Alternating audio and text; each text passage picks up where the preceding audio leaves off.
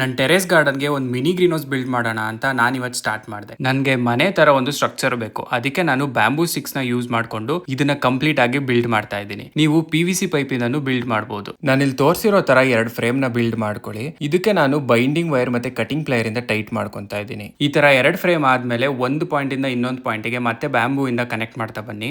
Final ಆಗಿ ನಿಮ್ಗೆ ಈ ತರ ನೋಡೋದಕ್ಕೆ ಸಿಗುತ್ತೆ.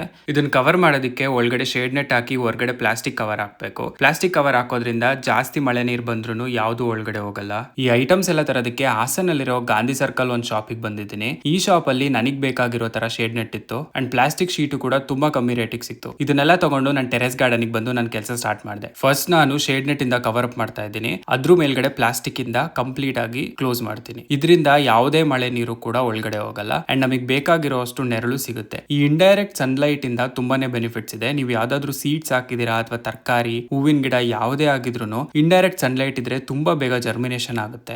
ನಾನು ಹಾಕಿದ ಮೆಣಸಿನಕಾಯಿ ಗಿಡ ಒಂಚೂರು ಜರ್ಮಿನೇಟೇ ಆಗಿರಲಿಲ್ಲ. ಈ ಶೇಡ್ ನೆಟ್ಟಲ್ಲಿ ಇಟ್ಟಿದ್ದ ನೆಕ್ಸ್ಟ್ ಡೇಗೆ ಇಷ್ಟು ಚೆನ್ನಾಗಿ ಜರ್ಮಿನೇಷನ್ ಆಗಿತ್ತು. ನಿಮ್ಮ ಟೆರೇಸ್ ಗಾರ್ಡನಲ್ಲೂ ಈ ಥರ ಒಂದು ಮಿನಿ ಸೆಟಪ್ನ ಇಟ್ಕೊಳ್ಳಿ, ತುಂಬಾ ಹೆಲ್ಪ್ ಆಗುತ್ತೆ. ನಿಮ್ಗೇನಾದರೂ ನಾನು ಯೂಸ್ ಮಾಡಿರೋ ಪ್ರತಿಯೊಂದು ಐಟಮ್ಸ್ಗಳ ಡೀಟೇಲ್ಸ್ ಬೇಕು ಅಂದರೆ ಲಿಂಕ್ ಅಂತ ಕಮೆಂಟ್ ಮಾಡಿ. ನನ್ನ ಪೇಜ್ ಇಷ್ಟ ಆದರೆ ಫಾಲೋ ಮಾಡಿ.